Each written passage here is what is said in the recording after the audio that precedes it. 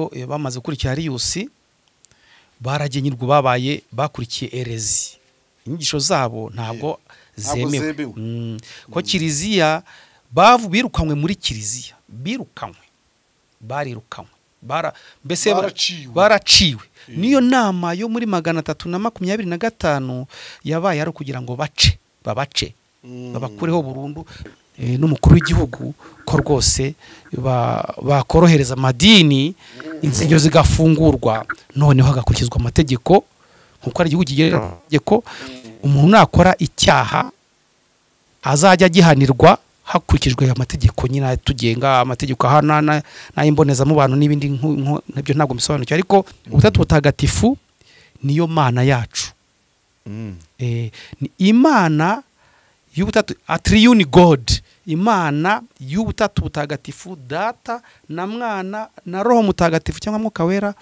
basobekeranyije badatandukana niyo dukora ikimezo cy'umusaraba nuko nyinshi muri izi modoka ubona mu mihanda ba nyirazo buriya bararira ngo abashoferi bazitwara bakoresha nabi essence na mazutu abandi bakayiba abandi bakandikirwa kurenza umuvuduko hafi buri munsi gusa aba ni abataramenya Sator Rwanda Limited societe izobereye mu byo gushyira speed governors mu modoka ndetse na GPS tracking system nk'ibyo bitari bihagije Sator Rwanda Limited ishyira mu modoka yawe ikoranabuhanga rituma uyigenzura aho uri hose imodoka yawe bayishyiramo fuel monitoring system aho umenya ingano ya essence cyangwa se mazutu yakoreshejwe mu modoka yawe niba yibwe umenyeshwa ko kanya ingano ya essence yibwe ivunjwe mu mafaranga aho yibiwe umushoferi warutwaye imodoka ukaba wanasaba ko imodoka yawe itongera kuva hiri kugeza ikibazo gikemutse Vehicle movement control ikwereka aho imodoka yawe iherereye igihe icyo ari cyo cyose mileage and engine statistics ikoherereza ubutumwa ku birometero imodoka yawe yagenze mu gihe runaka iri ni ikoranabuhanga rinakumenyesha igihe cyo kujyana imodoka muri control technique igihe cyo kumenesha amavuta n'ibindi hari kandi driving behavior analysis ikwereka uko umushoferi wawe arimo kwitwara mu muhanda aya makuru yose uyahabwa kuri telefoni yawe ako kanya bikiba ibi byose bishoboka kubera ko Sator Rwanda Limited ifite ubunyamwuga ubunararibonye ikagira abakozi b'abahanga kandi bahagije bakugeraho vuba bishingiye ku mashami Sator ifite hirya no hino mu gihugu hamagara cyangwa wandikire Sator Rwanda Limited kuri 07 81 13 81 55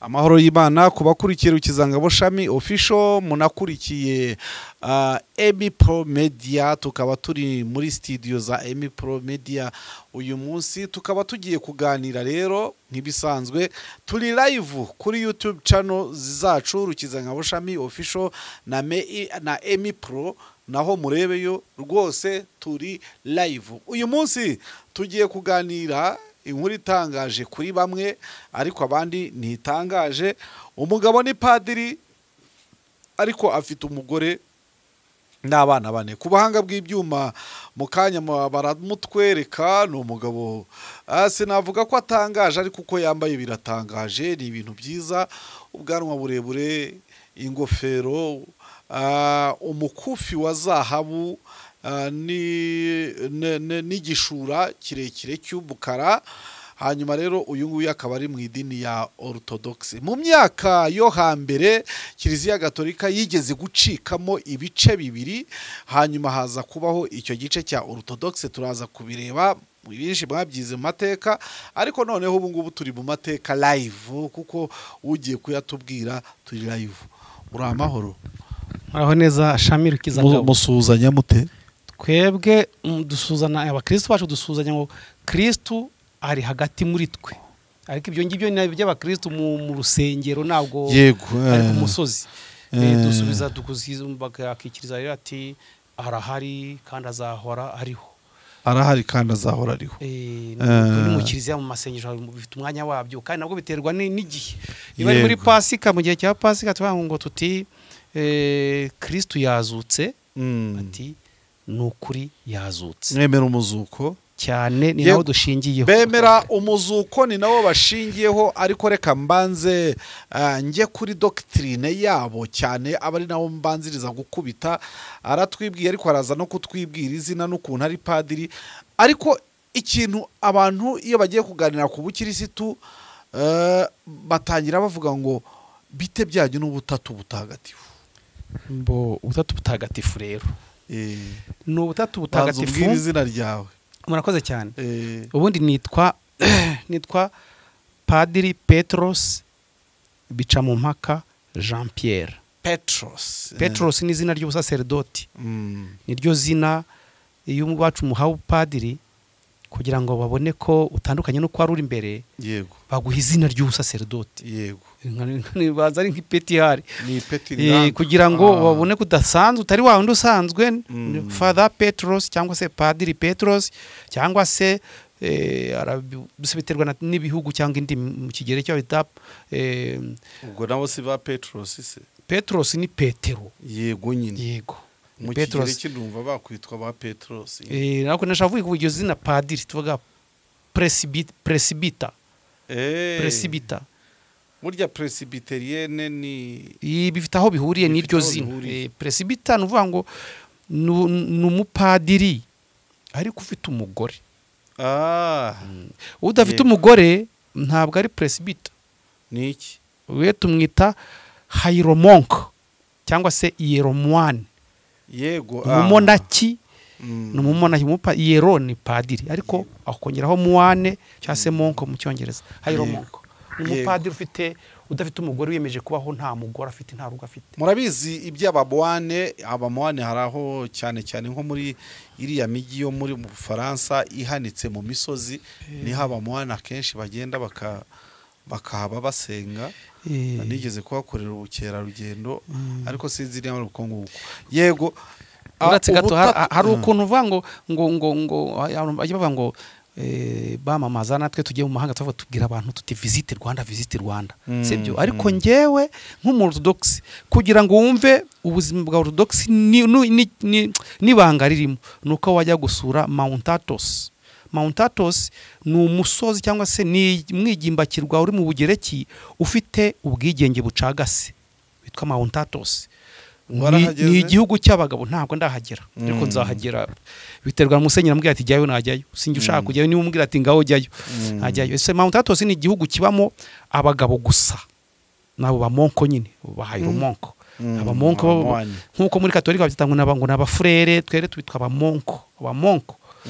Haraba birimo abapadiri harimo n'abatari abapadiri. So nibwo re wakumva abo bapadiri badafite abagore uko bameze n'ubuzima babayeho. Naho rengewe mfite umugore wanjye n'abana banjye, ntahi wanjye mu rugo cyangwa ntahi wanjye ku kiliziya, hari inzu ya padiri iyo kiliziya hari nuko abo nk'abandi bagabo ariko nkaba nk'umupadiri nk'abandi bapadiri. Mwitwa bapadiri.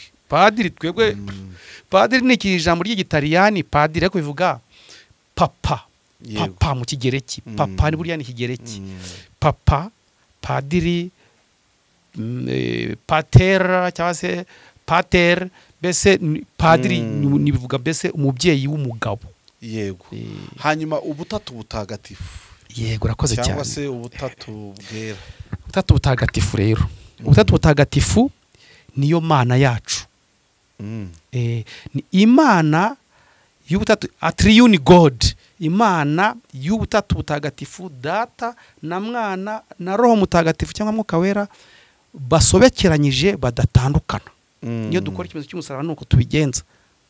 Dufashe gutya tuti Data na Mwana na Roho Mutagatifu niyo mana yacu kandi ntitandukana. Ntabwo ducagaguramo ibice. Ariko ufite umusaraba hano wabitwerekeraho.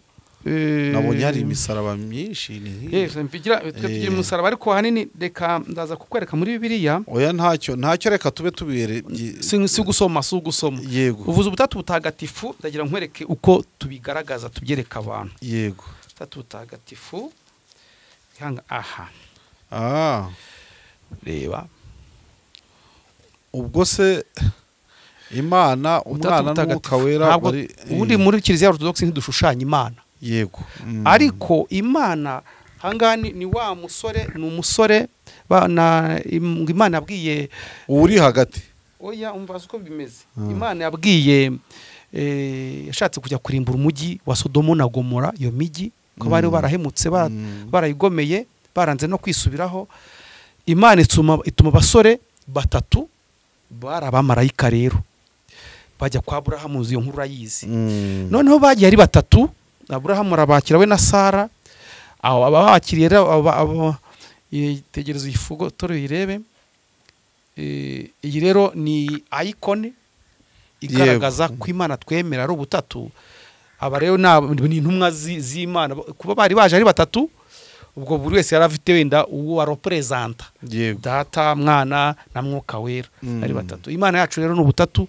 Ubutatu ni turabwemera cyane, nabwo dushingiye nko kwavuze utese mwemera nabiri, ariko cyane cyane ubutatu butagatifu niyo Mana yacu, Data na Mwana na Roho Mutagatifu. Amen. Bibiliya yanyiteye ite? Bibiliya yacu yaba orthodox tuvuge kugira ngo bitagucanga, tuzi ko isezerano rya kera ryaba poroso cyangwa se abaromani, ibitabo rifite birazwi n'isezerano rishya. Mugira isezerano rya kera n'irishya mwe cyane nayo hari abantu bajye bambaza nk'ubwo icyo mbajije bajye baza kwese namwe mugira Bibiliya. Naho nanjye nababaza ntese mwebwe murayigira Bibiliya ni yande, yanditswe nande, ninde wayise gutyo, ryari?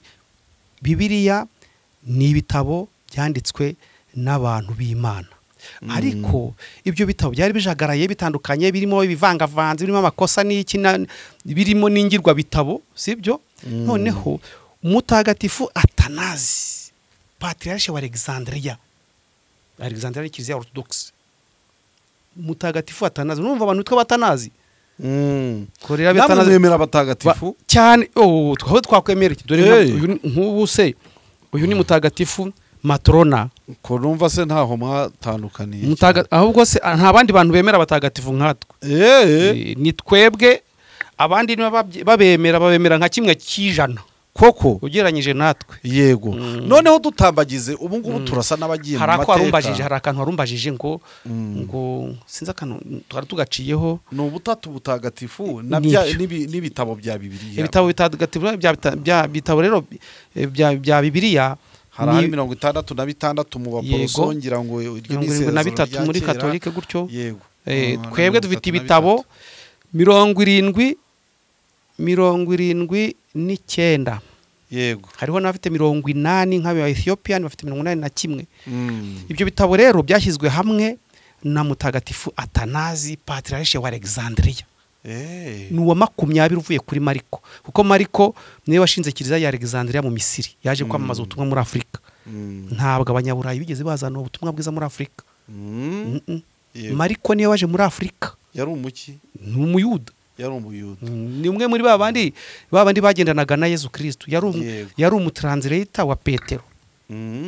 Bagendanaga na Petero, agenda amufasha gusobanura ibintu, guorganiza.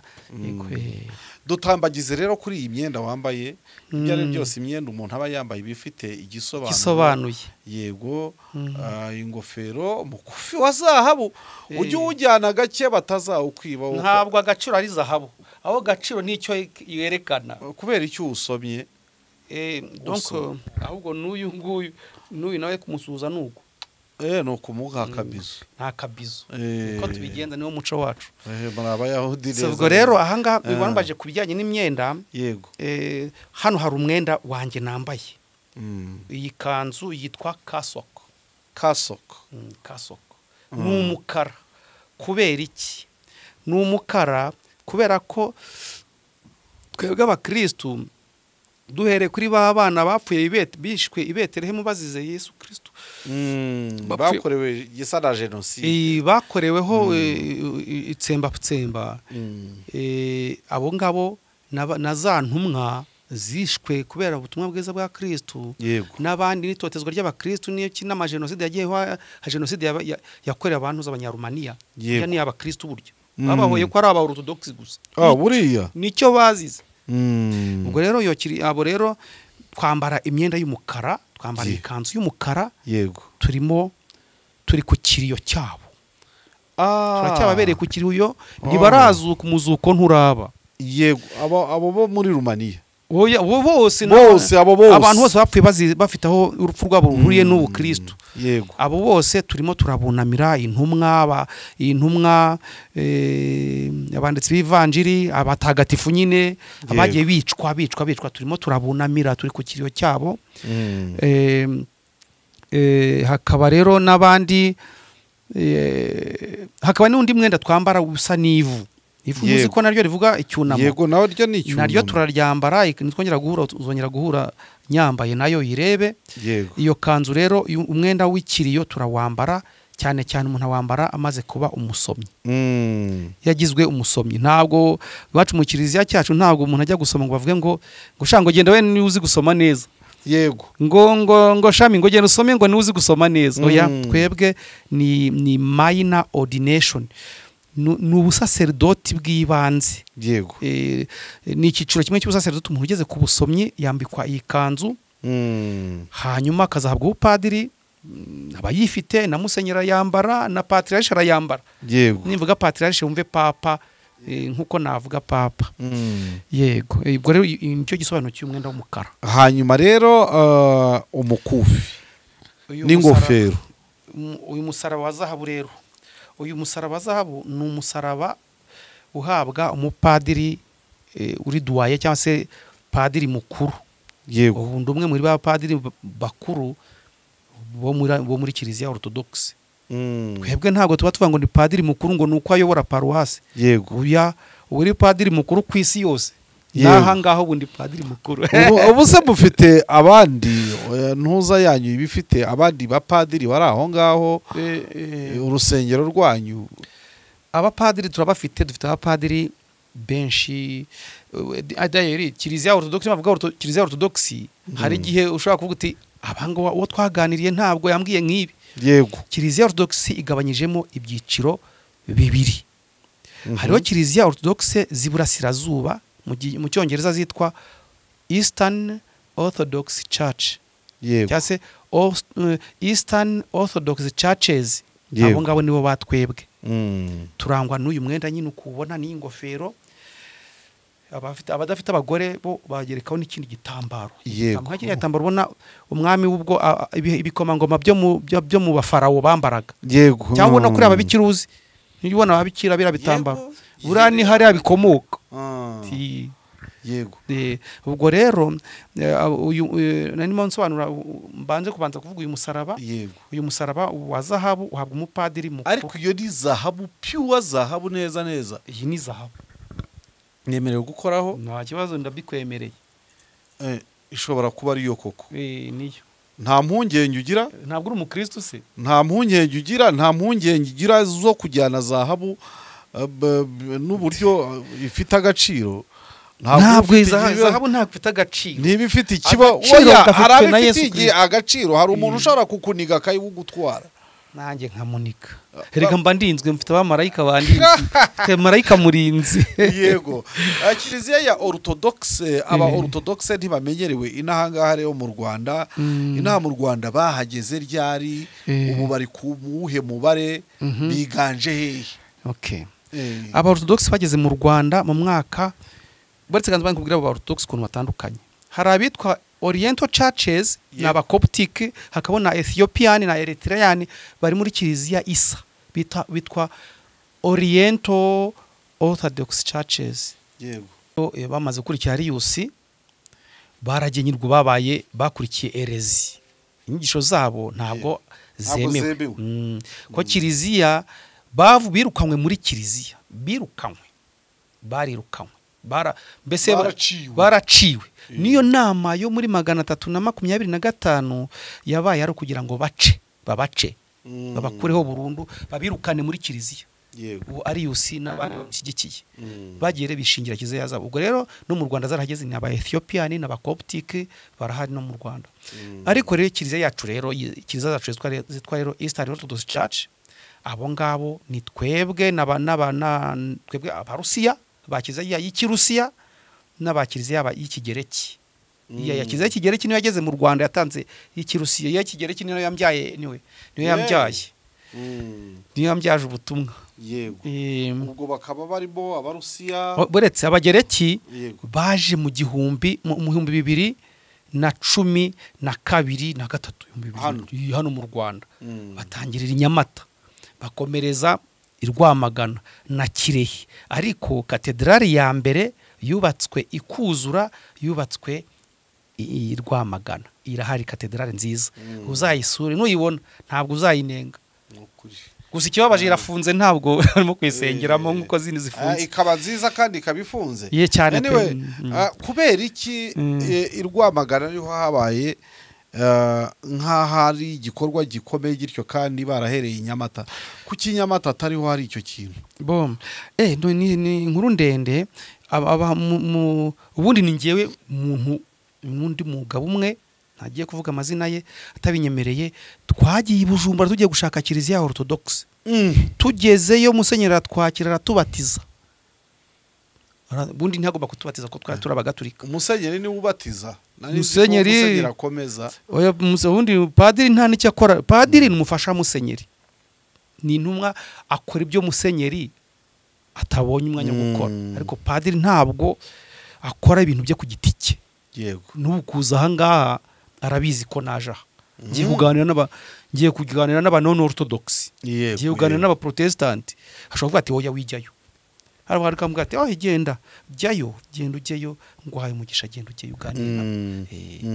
Urumva rero ubwo rero warumbajije ngo bageze ino babanjije Nyamata. Babanjije Nyamata haje umusenyeri witwa Savasi umugereki yabaga i Bujumbura. Araza ageze mu Rwanda mu Nyamata agura ubutaka, aho baguze ubutaka haje kuzamo ibintu bibazo by'ubutaka, urabizi mu Rwanda ibibazo ari igihe by'ubutaka usanga uguze ubutaka bwaraguzwe n'undi ukabwanyandikishaho bakakwandikishaho, wajya kureba wajya kubaka batereka da iyo numero ntabwo ariyo nk'ibyo ngibyo. Ariko bagiye Rwamagana, tugiye Rwamagana ho biratworohera. Turashimira abantu b'i Rwamagana kandi n'Abanyamata turabashima. Mu karere ka Bugesera batwemere ko kiza yinjira mu Rwanda. Yes, niho yatangiriye anyway. Yego.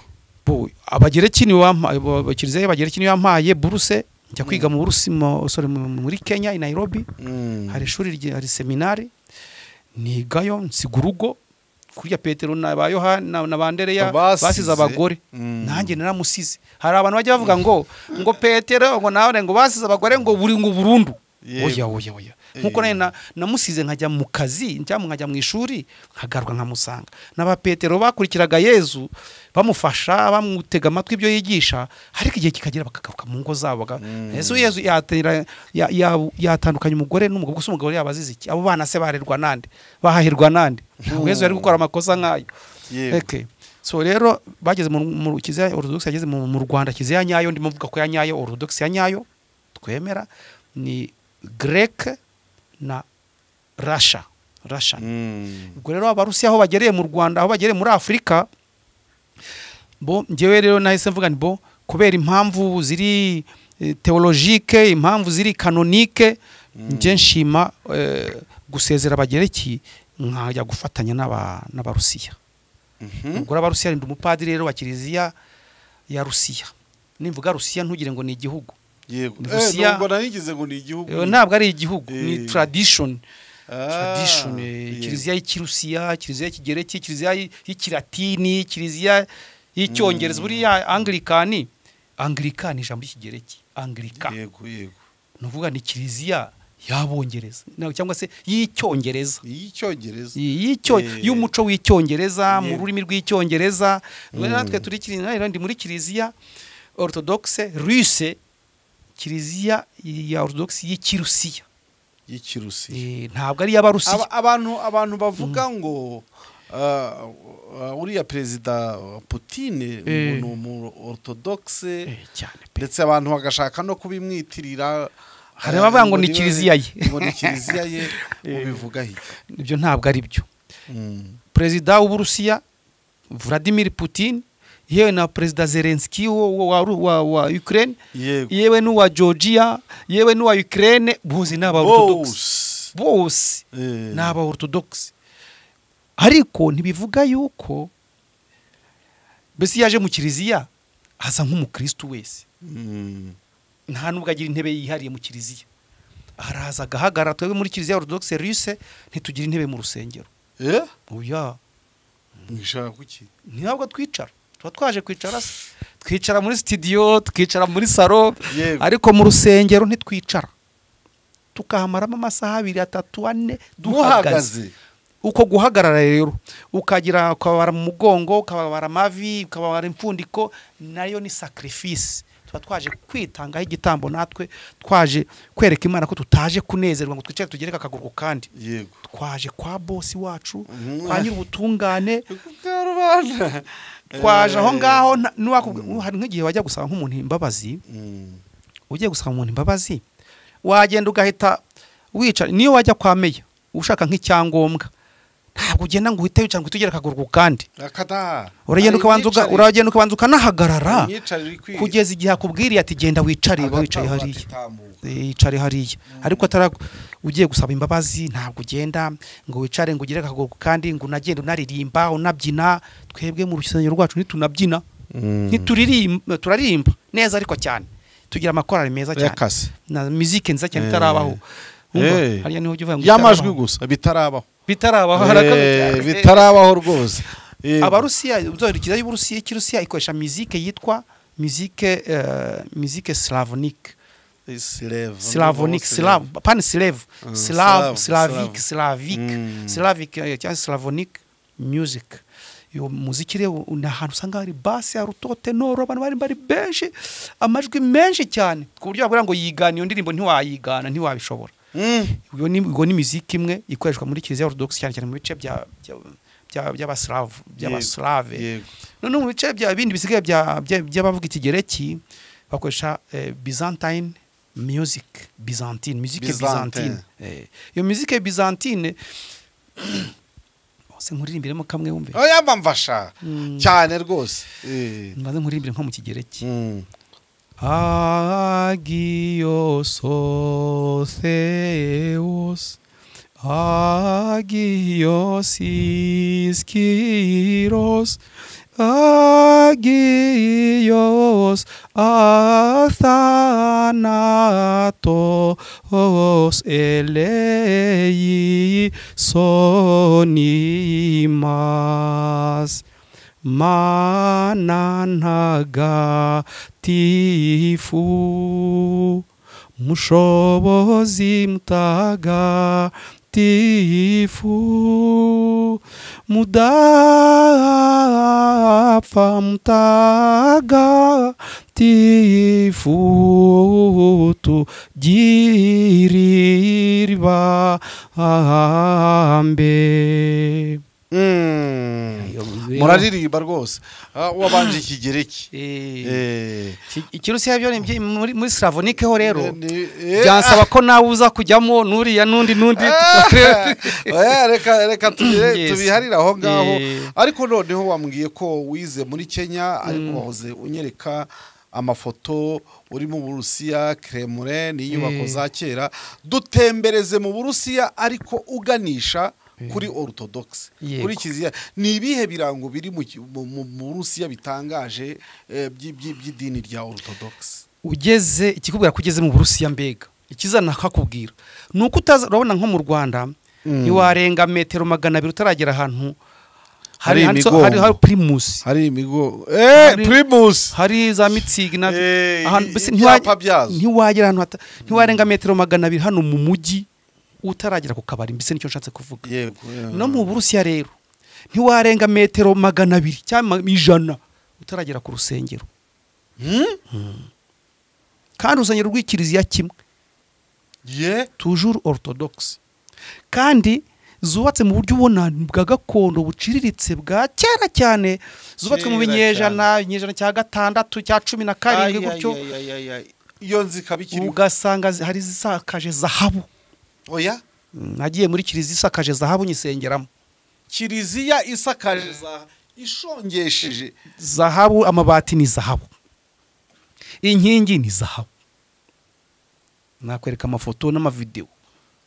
inkingi ni zahabu Zahabu. bya bindi tujya dusoma muri za Bibiliya Cyane ngo inkingi zayo ngo zari ibiki n'ibiki Uko. ngo amabuye ya marijani ngo Uko. ibiki zahabu uyireba neza. ubwo rero bitandukanye no kubona mu Rwanda bavuga ngo cyangwa se mu bindi bihugu bya Afurika ngo ibihugu hari abantu bavuga ngo ibihugu ngo bibamo abukristo cyane ngo biba bikennye. Ntabwo bikennye, ntabwo bikennye, ahubwo ni abakire. Ni abakire barakize kandi bakunda igihugu cyabo. Abarusiya bakunda igihugu cyabo, ntabwo wagenda izo metero zose utaragera ahantu hari idarapo ry'Uburusiya ry'umuturage, ku rugo rw'umuturage cyangwa ku rugo rw'umuturage rwose, ku rugo rw'abaturage hari idarapo, ku biro bye ahantu hose amadarapo. Havuti ngeze ku Burusiya koko, nagezeyo ntangazwa no kubona abantu bose ni abakristo. Abo nabashe kubona baba orthodoxe toujours, nta abandi irindi janisha ry'abakirisitu ririyo. nta abandi bahari ni abahakanamana, les athées. Niba utari orthodoxe uhakanimana. Les catholiques nabo barahari, ariko ni nkuko uko tubona nyine utapfa kubona mu orthodoxe ugatangara. Niyo muri igihugu nawe ibonye ubwa mbere mubonye, iyo ubonye mu gaturika muri kira gihugu uratangara uti ye uriya ni wese. Ahubwo bagavuga ati se baba padiri batajya bambara ikanzu, usanga ruta yambaye ikanzu, birababaza abakristo baho. Abaturage birababaza ati umupadiri atambaye ikanzu, umva bibabaje. Izo nzu zimaze ibyo binyejana zitaweho zite kugira ngo abantu batagira umururumba ngo babe bazihomora bashakaho zahabu?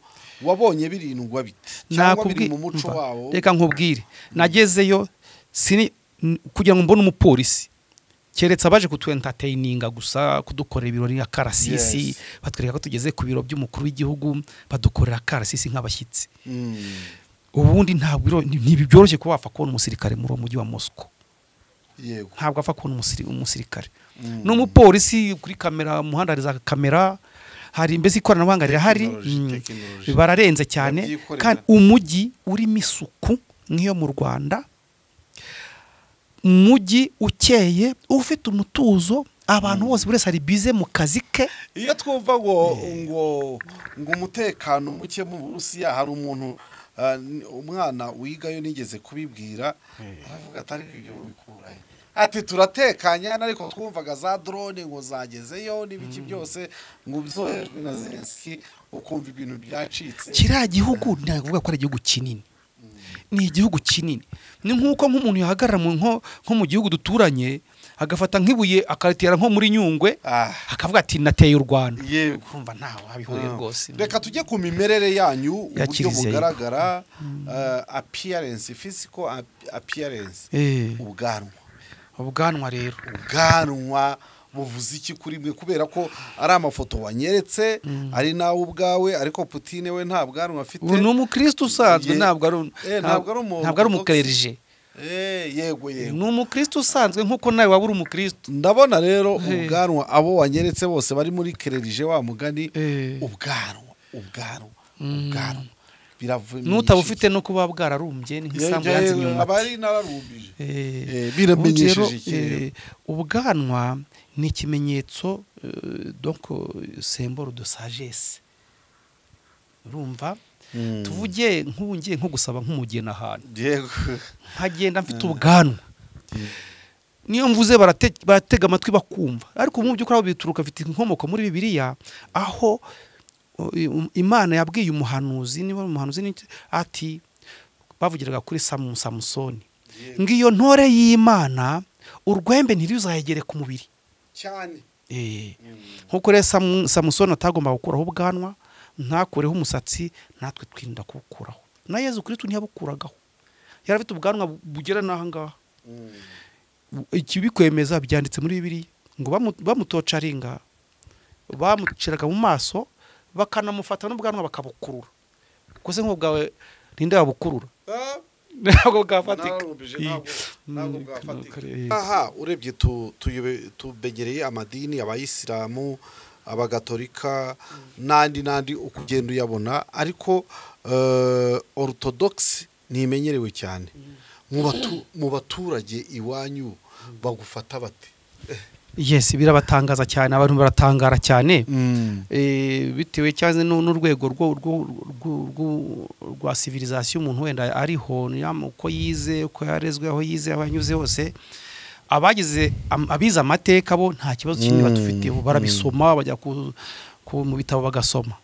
Ariko abataranyuze mu ishuri, kubona nambaye umusaraba kandi nambaye ikanzu kandi abantu bampamagara father cyangwa padiri, yego barabati guteze ntago babyakira, ntibarabyakira. Ariko aho ntuye bamaze kubyakira nyine hafi aho ngaho. Ariko abandi bambonye bwa mbere barabati ni gute waba ufite umugore se gute? Umupadiri sashaka umugore, bamwe bagira ngo ndi umupadiri wavuye muri katolike, ndagenda njya hariya nshaka umugore, nshinga idini ngita gutyo.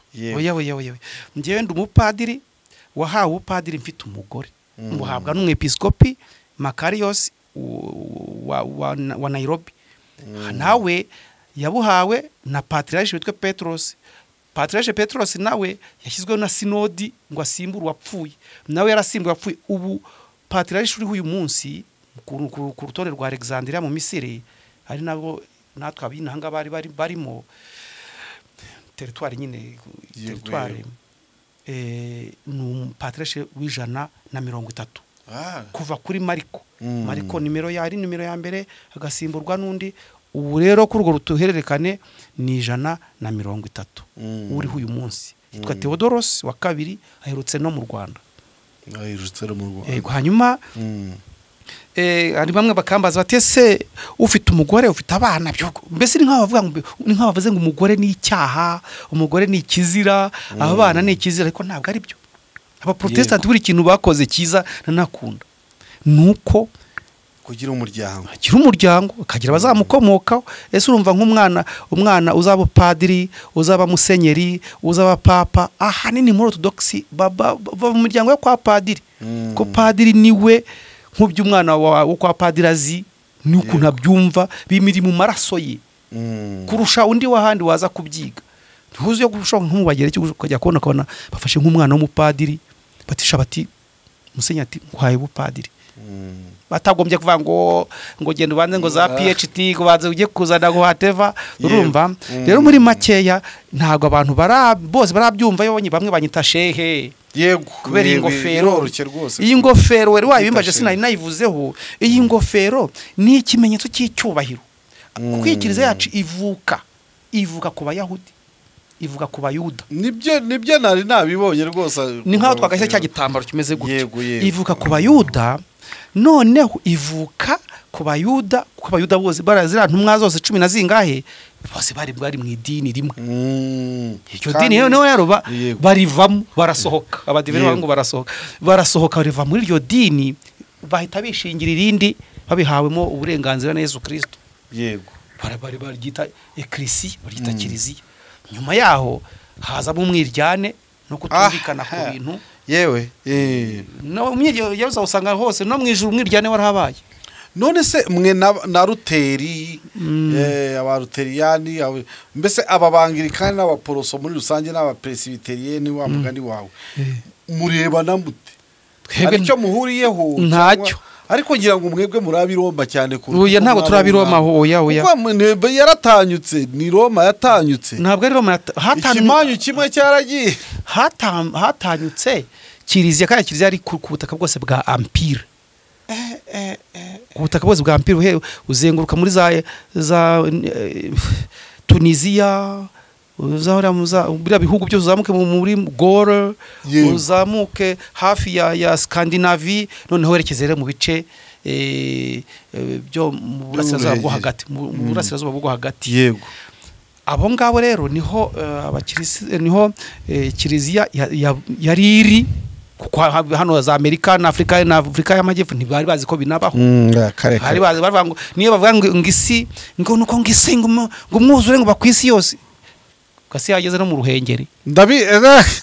Umwuzure wabaye kwisi, ngo kwisi yose haba umwuzure. Na hano hafi ya Mediterane, abantu baturiye Mediterane naho ngabo ntabwo bazabashenja gupfobya ibyanditswe bavuze ku isi yose bavuze ku isi yose uzareba nayishanye uzarebe muri Bibiliya yera ku mpapuro z'inyuma uzasanga sikuvuga ngo kugira ngo ku mpera y'isi iyo barebaga bakabona aho batareba bati buri isi garukiye hariya nta kwirushya ngo ifite imbibingo gahisigarukira niko babibaraga ubwo rero Kenya ntiyabagaho kuri bo reka ni South Africa niyo mu Rwanda ntirwari ruzwi ko bari bazi gusa Ethiopia bazi bazi bira bihugu kwa Gaddafi harya Libya kuzamura ruguru yongiwe anyway ubwo rero iyo kiliziya icitsemo ibice kumvo za politike kumvo z'imico culture no kumvo z'ikintu warumvaje twa protestant mu bagenda na mu yego nta kintu na kimwe twebwe dupfa n'aba protestant nta nicyo tunahuriyeho usibye nyine ko ntacyo usibye na kwara nabana b'Imana na umuryango w'Imana n'ubwoko bw'Imana nabo urumva uko twebwe ntabwo tubabara mu kwara abakristo muya tubabara cyakora ko ntari abagatolika ni abaroman catholic twebwe iyo dufata ibyo nta kintu dushinja abangirikani ntacyo dushinza aba pentecote cyangwa baki tuvuga ko atari abakristo mbese muri make nibyo n'abana b'umuturanyi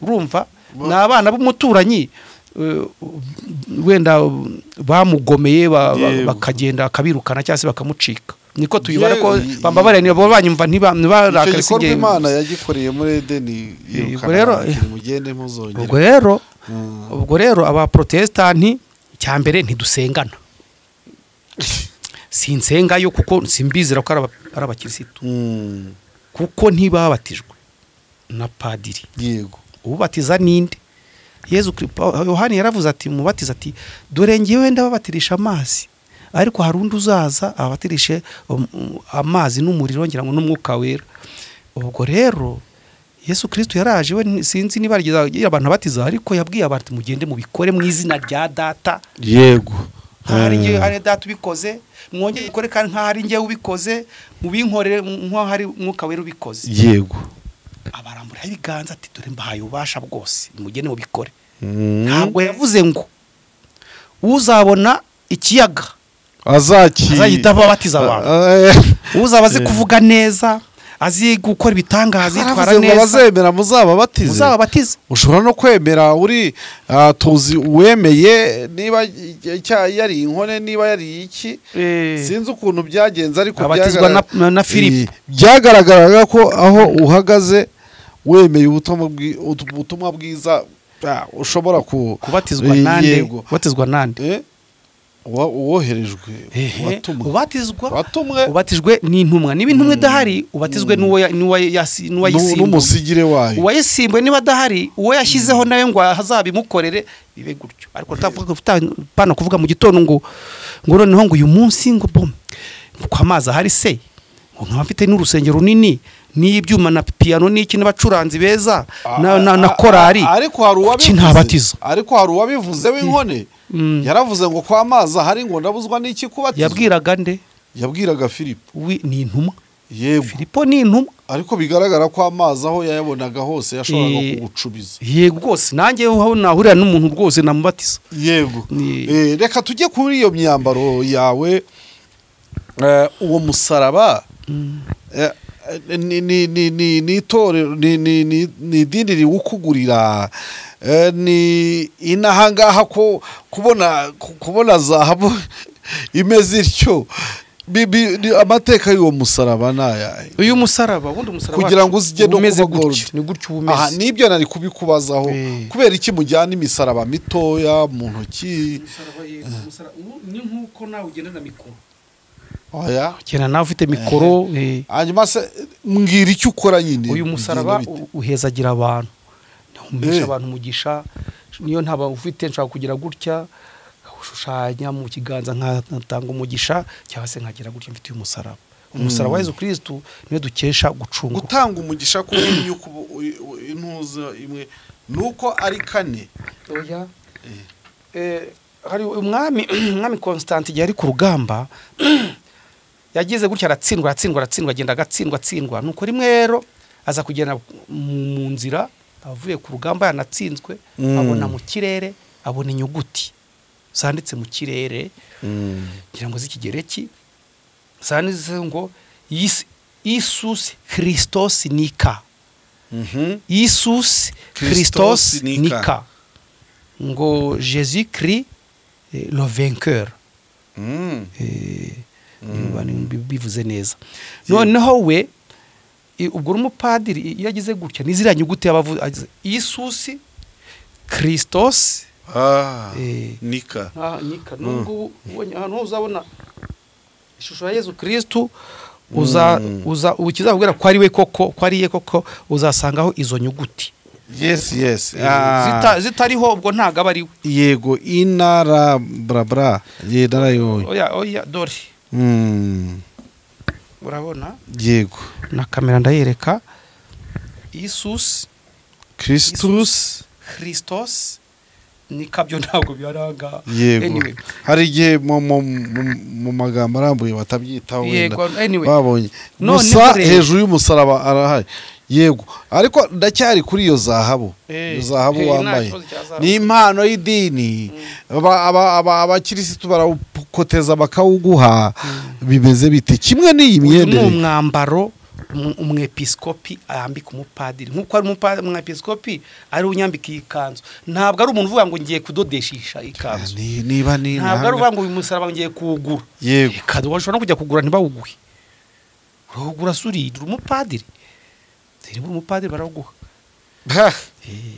Yego umusaraba rero nawe hawe n'umwepiskopi na patriarche Kirill patriarche wa Moscow n'Uburusiya no kubera ubuzare no kubera attraction yabayeho hagati yawe nawe cyangwa abari bagiye bose abari barigiye twese twari duhagarariye abandi bapadiri muri za dinari zacu mwarayitahanye twambaye uwo musaraba nyine wa zahabu dufite n'undi musaraba haba hari n'undi mba mfite umupadiri wese agomba kuba afite umusaraba urabona urabona uko umeze.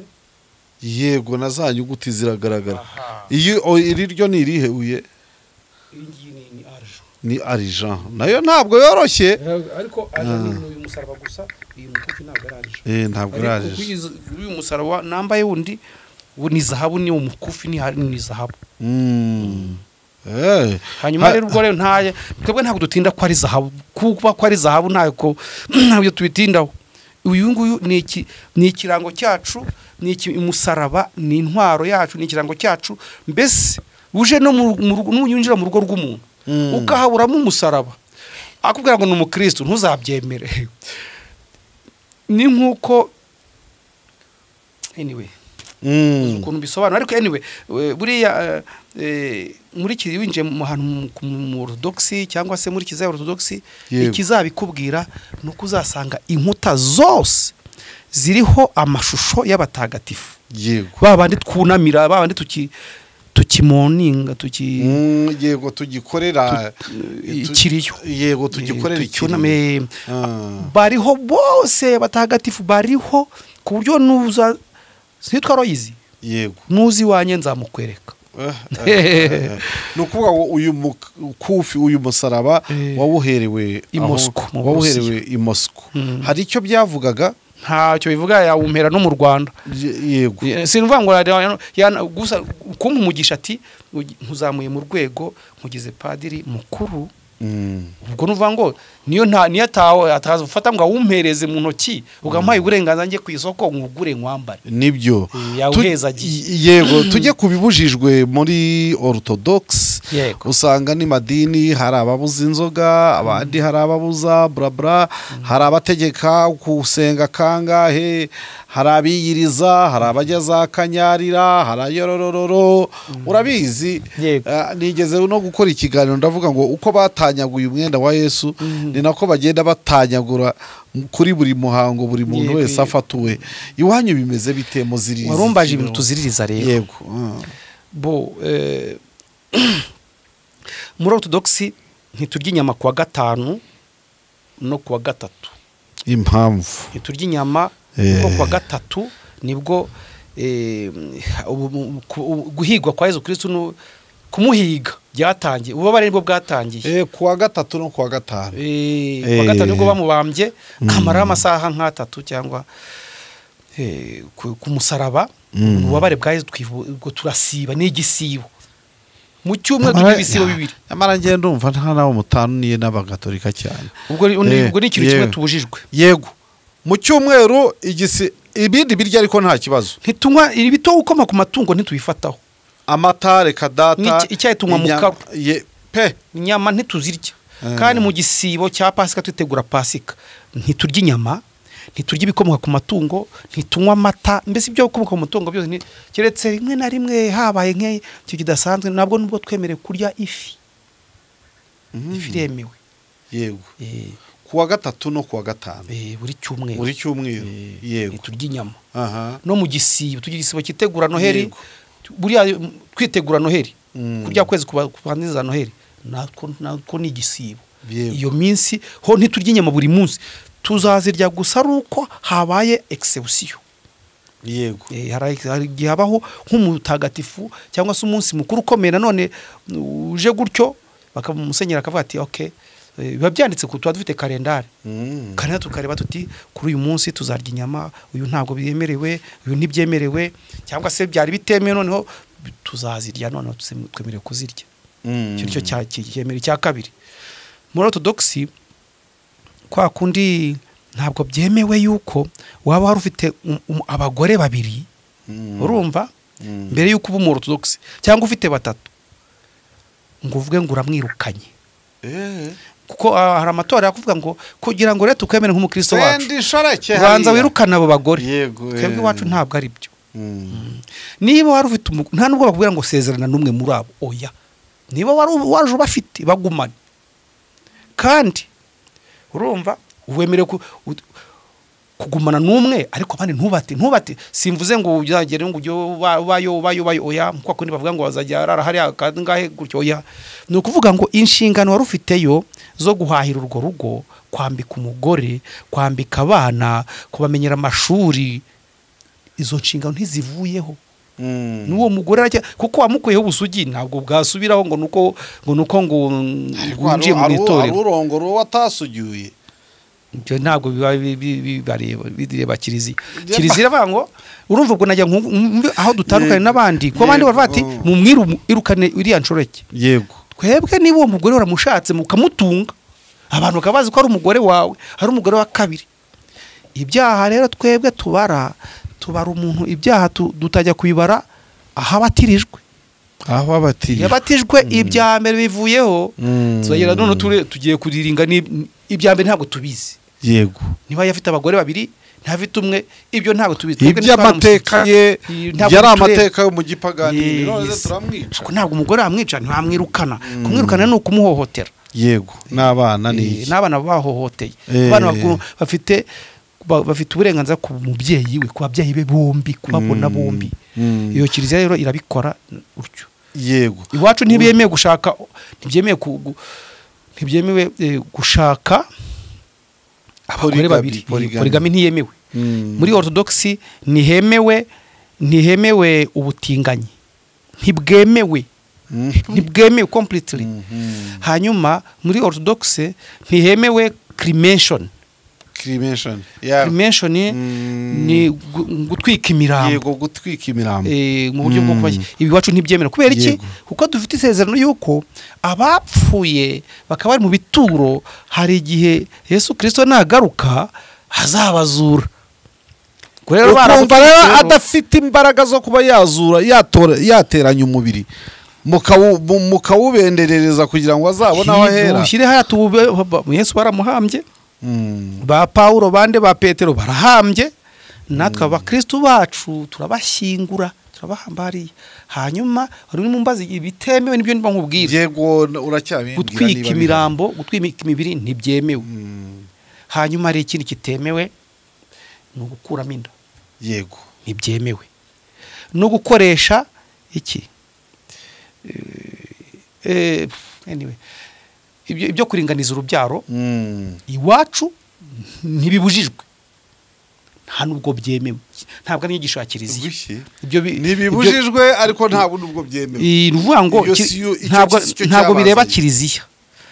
Harimo amaje se mu inzoga iwacu muri kiliziya muzigisha ngo mujye kuzinywa rwose pe, ariko nanone ntawe mubujije, ntawe tubujije kunywa inzoga, ariko nta n'udutegetse ngo nazinywe, kuko Yesu Kristo yavuze mugende mwigisha amahanga yose ibyo mwanyumvanye, ibyo nigishije, ibyo nababwiye, ibyo nabategetse, mugende mubyigisha. Hari ahantu nta hantu na hamwe Yesu yigeze avuga ngo mugende mubuza abantu kurya ibi cyangwa kunywa ibi. Oya. Yarababwiye mugende mwigisha ibyo, nta n'ahantu Yesu yigeze avuga ibyo bintu by'inzoga. Yego. Ibyo by'inzoga ni abantu baje baravuga batereka ibyiza nuko community yacu twayirinda inzoga, tuzi ukuntu. Urabona abantu bazungu bageze muri Afrika baraturebaga bakabona tutari abantu neza, tudashyitse. Ati ziriya divayi na ziriya za vodka abakristo bacu baramutse bazinyweye, abaturage bazinyweye ntibazamarana. None rero ko tubona batari nta n'ubwenge bafite bwo kwirera, batireka tubabwire yuko ari Imana yabivuze ko batagomba kunywa inzoga. N'ikinyoma gira yantuza hari witwa Emi yafite yantuza yacano hariya niyo yingiye yitwa ngo Emi Pro, mbere yitwa icyaha gihire.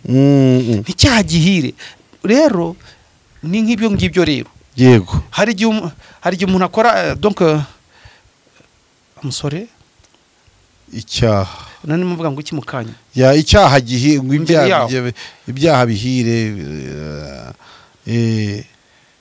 donc nk'ibyo bintu by'inzoga bya bindi bivuga ngo Yesu ngo ntawe yigeze abwira abantu ngo bajye kureka inzoga cyangwa muzayi, nta byigeze yigisha. Intumwa rero zaragiye zigisha ibyo Yesu yavuze n'ibyo yakoze. Yego.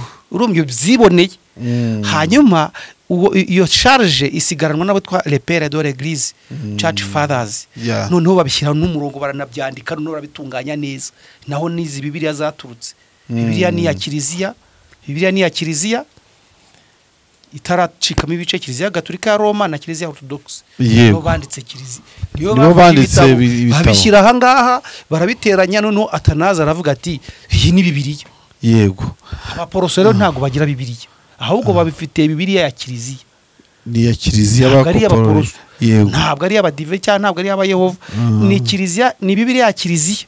Ni nayo mpamvu kiliziya idashingiye kuri Bibiliya, ahubwo Bibiliya ni ishingiwe kuri kiliziya. Ko kiliziya niyo yabyaye Bibiliya, ntabwo Bibiliya ariyo yabyaye kiliziya. Ako kantu ariko nkumvisemo ko Bibiliya ntabwo urumva haravuga ngo se ngo mwemera Bibiliya ngo se ngo kumuri bira ngo handitse ahangaha ngo oya, twese kiliziya ivuga gute? Kiliziya ivuga gute? Niyo yashyizemo iravuga ngo iki kijye muri Bibiliya, iki nikijyemo, iki nikijyemo, n'iki nikijyemo, iki nikijyemo, iki nikijyemo, abishyiraho umurongo. Nese uravuga nk'ahantu bitabo bagiraga batoragura ahantu byaranyagiwe. Ibi umuswara biriye uribwa ko batabishyiragaho ntuza batabikompletaga. Yego. Turi ku musozo w'iki kiganiro ariko noneho ndagira ngo winigure uvuga iki kuri ku mutima. Buriya muri interview hari ibintu umuntu aba yagerageje kubaza, ariko hari n'ibindi biteye amatsiko biba biriyo wenda umuntu yiyumvamo. Ndagira ngo nguhe nk'iminota 3-4 wisanzure uvuga ibyo bintu bishobora kuba biteye amatsiko, ko hari imigenzo n'imiziririzo ushobora kuba nibyo ngiye kubwira rero. Kubatizwa twebwe muri kiliziya Orthodoxe padiri akora imihango yo kubatiza. Padiri abatiza umuntu amwinjije mu mazi 3, amushyiramo menshi sinzi ko ushaka kuvuga ko yabangana n'amazi yamurengera yego mu mazi. Padiri nawe akamwinjizamo akabati kanaka, akavuga ati Aroyizi ubatijwe ku izina rya data, akakwishyiramo umutwe ukarengerwa akakuzamura, akongera bwa kabiri na mwana akagukuramo na Roho Mutagatifu. Kuko Yesu yaravuze ati mugende mubatiza abantu mu izina rya data no mu izina rya mwana ari we ngewe no mu izina rya Roho Mutagatifu, amin. Gutyo ntabwo avuze ngo mugende mubatize mu izina ryanjye ngo ndakubatiza ngo mu izina rya Yesu. Yego 3 kubera iki? Kubera ubutatu butagatifu nyine y'uwo bavugaga Holy Trinity. gatatu kandi kubera iki nuko Paulo yaranditse ati dore mwafanye na Kristo yego none yinjiye mu mazi bivuga ngo ni ikimenyetso cyo apfanye na Kristo akamukuramo akongera akamushyiramo ahambanywe na Kristo hanyuma bwa gatatu no azukanye na Kristo niyo teoloji irimo aho ngaho ikindi cyagutangaza muri Kiliziya Orthodoxe nuko itarigera na rimwe ikuraho igira ikihinduraho ku misengere ku misengere kuva ryari kuva Kiliziya yatangira yego kuvaho mu kinyejana cya 4 aho Kiliziya bashyize ku murongo bashyizeho ngo tuyadusenga gutya Père de l'Église witwa Jean Chrysostome mutagatifu nitwa Basile mutagatifu Gregory mutagatifu niyo bashyizeho biriya misengere dukora kwinjira gutya no guhagarara gutya no gupfukama se cyane no kugira no gufata umugati umeze gutya cya kabiri kikutangaje nuko muri Kiliziya Orthodoxe umuntu ahabwa umubiri n'amaraso bya Yesu Kristo umubiri n'amaraso hari dini uzajyamo kiza kandi rekomeye kandi riri kanonike ugasanga abakristo barya umubiri gusa yego amaraso akajya hari yakinywera we hadiri akavuga ati ubwo nta kibazo namwe bisatisfied ubwo mwamwe bigendeyemo ariko namwe nta kibazo ati uwo mubiri se ntiwarimo amaraso nta kibazo nemera ko imperuka izabaho cyane niyo mpamvu mu indangakwemera yitwa Credo Donice indangakwemera yakorewe nyine aho ngaho i Constantinople ni muri Turukiya muri Syria y'uyu munsi yego nibyo Constantinople ni muri Turukiya yego muri Turukiya umujyi witwa Constantinople witiriwe umwami w'abami Constantine kuko yakuye capitale imperiale i Roma ayizana aho ngaho nyine Istanbul hano muri Turukiya noneho rero habariho ashyira capitale ni nayo mpamvu yita second Rome ni Roma ya kabiri numurwa nkuko u Rwanda rufite wenda capitale Nyanza rukayizana i Kigali niko byagiye Bujumbura na Gitega noneho uyu munsi rero ubwo rero iyo nama rero yabereye i Constantinople mu mujyi ishyiraho umwami w'abami watumije iyo nama ati ngani mushyiraho imirongo y'ibyo mwemera iki n'iki tumenye ibyo abantu bazajya bemera mwe kuducangira abaturage nibwo rero bashyizeho nemera data ushobora byose waremye ijuru n'isi biboneka n'ibitaboneka gutyo kugera nuko naho haje no kuvukamo ingingo imwe itarumvikamweho yatumye iri mu byatumye by'ingenzi ingingo yonyine iri theologique yatandukanyije Kiliziya z'iburengerazuba n'iz'iburasirazuba iyo ngingo naho tuvuga ngo kwemera na Roho Mutagatifu Nyagasani utanga ubugingo uturuka kuri data noneho ab'Iroma bongeramo ngo no kuri mwana yego ako kantu kitwa mu Kilatini filioque urumva ikindi kintu wavuga ngo gitangaje rero aho ngaho niho muhera muvuga muti ntibatandukanywa ntabwo tubatandukanye ni batatu ntibatandukanye kandi mwana akomoka kuri data niba mubyaye na Roho Mutagatifu akomoka kuri data ibuka Yesu abatizwa mu mazi yego haje inuma ntabwo ari inuma nyanuma yego ni nk'agacu n'igicu igihu cyamanutse gimeze nk'inuma in a form of a dove yego niko byanditse n'agacu kamanutse gakoze nk'uko inuma imeze karaza rero gahagarara hejuru abati Roho Mutagatifu amanukiye n'ijwi rivugira mu ijuru iyo Roho Mutagatifu yaraturutse hehe kuri data ntabwo yaraturutse kuri data no kuri mwana yego kandi Yesu aravuga ati nanjye nzasaba data ngo nanjye ngo kandi ngo the comforter the comforter umuhoza cyangwa umwunganizi ufasha data uzaza aturutse kuri data ubwo ribyo byateye debate nini cyane bituma abantu bacika mu bice nyine ni ingingo iri theologique muri Orthodoxe twemera ko Bikira Mariya ari nyina w'Imana pana nyina wa Yesu nyina w'Imana Theotokos muri Kiliziya Orthodoxe twemera yuko twemera kwiyambaza abatagatifu dusenga Imana na buhoro se na cyane ndetse twemera kwiyambaza abatagatifu kandi twemezera ko abantu bacu badapfa buheriheri umubiri utandukana na roho umuntu akaguma ariho nta mubiri afite. Noneho rero uwo muntu abakiriho umubiri n'uwo warahambwe, waba yaravuye muri uwo mubiri hari agihara, ariko umubiri niwo mufasha kuvuga, umubiri niwo mufasha gukora ibidukora, none nta kiwufite ariko aracyahari, ari mu bundi buryo. Ubwo rero uwo muri iyo kiliziya yacu rero twemera ko abantu bacu bapfuye tukiri kumwe muri kiliziya, turi kumwe, niyo dusenga baba bahari, baba basenga, bo ntibavuga, ntibakihana, nitwe twihana tukanabasabira Imana rwose, n'aba bene wacu nabo bikwe turatimo twose. Namwe mwemera purigatori? Oya, urakoze cyane. Ikiri kidutandukanya na Roma nuko tutemera purigatoire. Twemera purigatoire. Tugira amasakramentu 7 nk'uko yaza handi, 7: batisimu, gukomezwa, ukaristia, gushyingirwa, gusigwa kw'abarwayi, ubusaserdoti no gushyingirwa. Byo turabikora uko nguko. Ariko tangaje nuko batisimu, kubatizwa, gukomezwa no guhazwa ni umunsi umwe, kandi tubatiza impinja, tubatiza uruhinja rurengeje iminsi 40.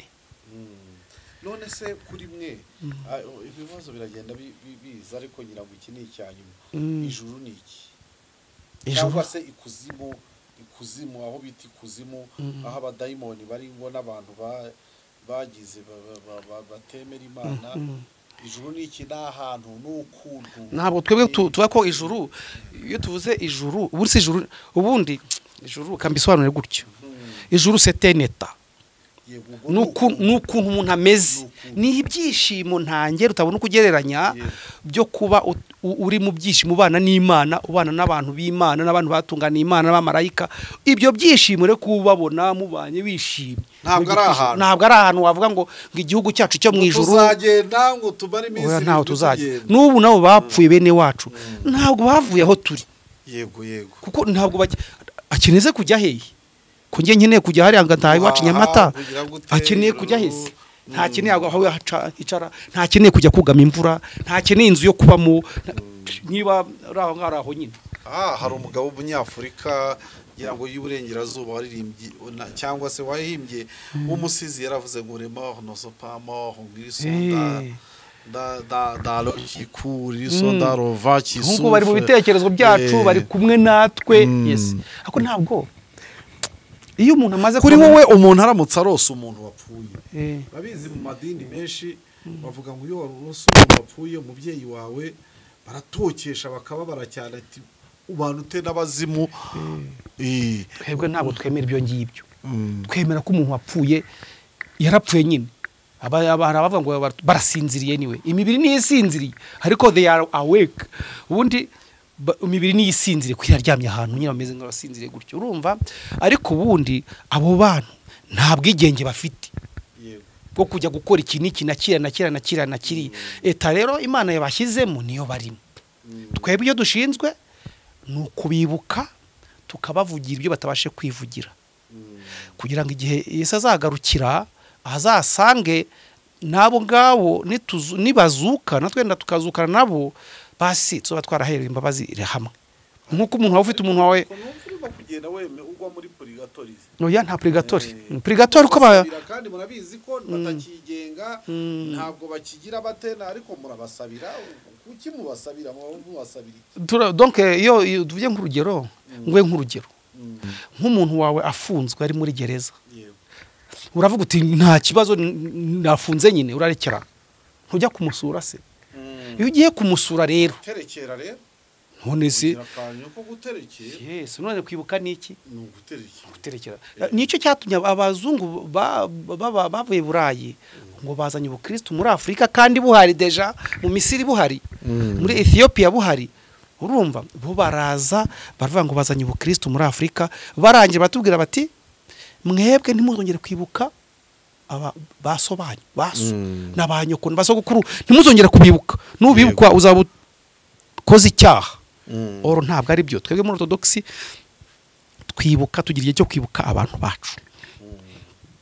Ntabwo tuvuga ngo uyu nguyu, ariko twibuka batagatifu. None se wabwirwa n'ikibe ko atari umutagatifu? ko tudaca urubanza se uravuga ngo ni umunyabyaha gute ngo ari hariya ukamugenera n'aho agomba kujya cyane ukamugenera naho ngo najye kuba ngo hariya urahamugenera kubera iki ntabwo ari ahantu ari afite ukuntu eta arimo ntabwo tuzi niba ari mu yo kwishima niba ari mu yo kubabara ntabwo tubizi Imana niyizi ukuntu ameze hanyuma rero twebwe rero icyo dukora n'iki rero kuko tuvuga ko uwo muntu akiriho mu bundi buryo butari nk'ubwari busanzwe turamuvugira nkuko nawe ushobora kujya gucunga dosiye y'umuntu wawe ufunze ukajya kubaza ku rukiko utarya dosiye y'umuntu wanjye ufunze igeze hehe ukamusura iyo wabonye wamusuye uburoko buroroha cyane yabona mwemera urimo kubicenga ariko birumvikana amusura uburoko mwemera bya bindi umuntu ashobora kuba yarapfuye akazazukira mu wundi babyita ngo iki muri ya terime yabyo babyita ariko abantu barabyumva iyo terminology turayikoresha habuse kuki itumye igenda ahubwo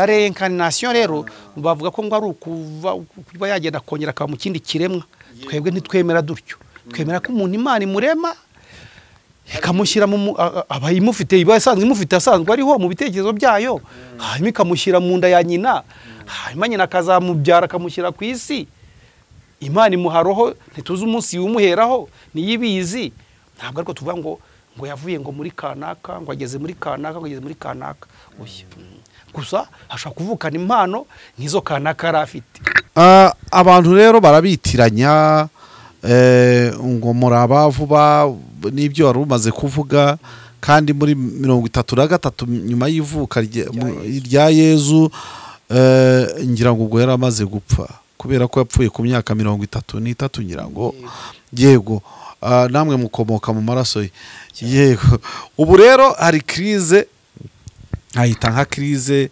amadini arafunze inaha ngaha insengero zirafunze inaha ngaha ngira ngo ni mwari mwagashinze imizi cyane iwanyu bimeze bite bo rwose nkuko byabaye ku bandi natwe byatubayeho twebwe twari tukiri no mu nzira nk'aba Russian Orthodox Church twari tukiri muri process za registration twaka legal personality ubuzima gatozi yego ubwo rero twakomwe mu nkokora kandi twari dufite action plan dufite document dufite iki rero ngiye ku bwanjye twarababaye ndetse nagiye mpebwo mperutse mu Burusiya umwepiskopi n'abandi bakuru ba kiliziya barambaje se bimeze bite kubisobanura byarangoye cyane ariko nabisobanuye dusabwa gusabwa kubahiriza amategeko kandi barambaza atese leta y'u Rwanda ikeka ko muri secte mufite ubuyobe ndavuga ntabwo nzi niba batekereza ibyo ngibyo ariko nibura twebwe wena nje mu Burusiya nanjye ubwanjye kuko bari bantumiriye ambasade y'u Rwanda mu Burusiya yitabire Assomption kujya mu ijuru kwa Bikira Mariya twe turabyizihiza cyane nabyo murabyemera uzakimbaza nzakikubwira noneho nagize amahirwe yo kubona umudiplomat yazakibeho n'amabonekerwa murabyemera mu buryo butandukanye n'ubwa bariye mu buryo biratandukanye noneho aho ndashima gusa ko leta y'u Rwanda mu Burusiya ambasade yatwohereje umudiplomate yitwa nyakubahwa Karagire umudiplomate andi mazina nta kiryo ariko Karagire ni umudiplomate wa ambasade y'u Rwanda mu Burusiya yitabiriye ndabimushimira cyane narabona nawe iki kiganiro azabibuke ko namushimiye pe yari yaje yitabira misa yacu areba uko dusenga areba uko tubayeho uko dusenga uko tuyobowe yafatanyije n'abandi banyafrika muri za ambasade zitandukanye ziva muri Afrika ziri mu Burusiya kwifatanya natwe gusenga turamushimira ndetse nkaba namusaba na ambasade y'u Burusiya n'abantu babaye mu Burusiya n'abantu bagenze mu Burusiya bazadufashe bazadutangira ubuhamya yuko kiliziya yacu atari secte. Ntabwo ari akantu kaje ejo bundi, si akantu gafite gahindagurika buri kanya, ni ibintu byoruganije kandi by'imyaka n'imyaka, ibinyejana n'ibinyejana. Nk'ubu ngewe rwose mbona akanya ko kwisabira perezida wa repubulika w'iki gihugu n'abamufasha mu nzego zitandukanye, we cyane zigendanye n'imyemerere, ko rwose pe nkuko hari amategeko agenga umuntu wakoze iki itegeko yarirengaho agahanwa. Yego. N'umukuru w'igihugu ko rwose bakorohereza amadini, insengero zigafungurwa, noneho hagakurikizwa amategeko nkuko ari igihugu kigira amategeko. Umuntu nakora icyaha azajya gihanirwa hakurikijwe amategeko nyine tugenga, amategeko ahana n'imboneza mu bantu n'ibindi nk'ibyo ntabwo bisobanukiwe, ariko leta ikuriza amategeko. Umuntu ntakora icyaha ngo bafunge urusengero rwose, urusengero ntirugashye ahantu cyangwa se ruhirimye ngo bahita bavuga ngo n'izindi nsengero zisa nka rwo, ngo zingana nka rwo, ngo zose bazifunge. Ibyo rwose ni akarengane rwose. Nsabye niyoroheje pe, batworohereze, badufungurire kiliziya dusenge, n'abari bari muri process zo kwandikisha dukomeze. Murakoze cyane. Urakoze cyane, arakoze cyane. Arakoze no ku kimenyetso cy'umusaraba. Ni byiza ko abagabo nk'aba bajya batuganira tukamenya filozofi yabo, tukamenya uko abantu bemera. Ni byiza kumenya isi dutuyemo, tukamenya uko abandi bayitekereza. Ngira ngo mwamwumvise umugabo atubwiye amateka atari n'ay'urusengero gusa, tubwiye n'andi. Byose biravanze, ariko bivanze byose kugira ngo bitwungure ubwenge. Ndabashimiye rero, mukomeze mukurikire Emipro Media na Rukizangabo Shami official.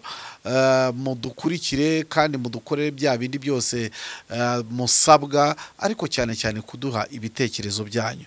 Ngaho rero uzakomeze ukuru ujye mbere. Namwe mwese aborthodoxe aho muri mwese mu Rwanda no kwisi rwose mukomeze mujye mbere. Rwose ndabatashya abapadiri ba orthodoxe russe aho muri hose, ndabasuhuje kandi mukore comment, mukore share kuri iki kiganiro.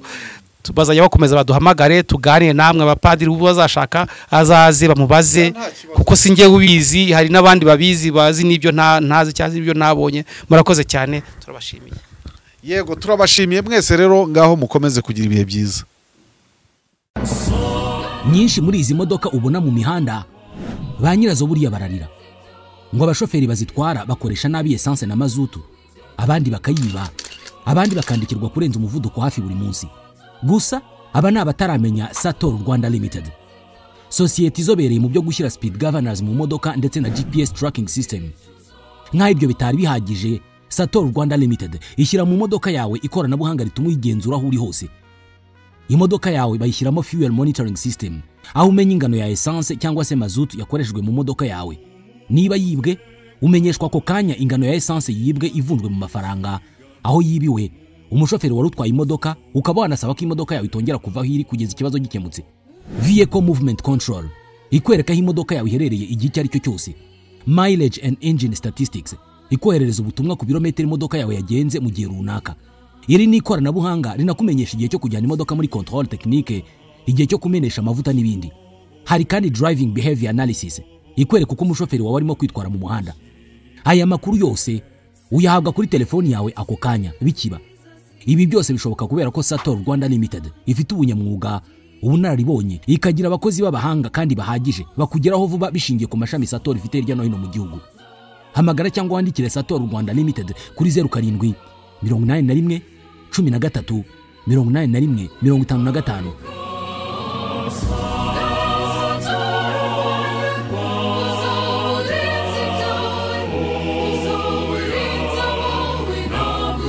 Choose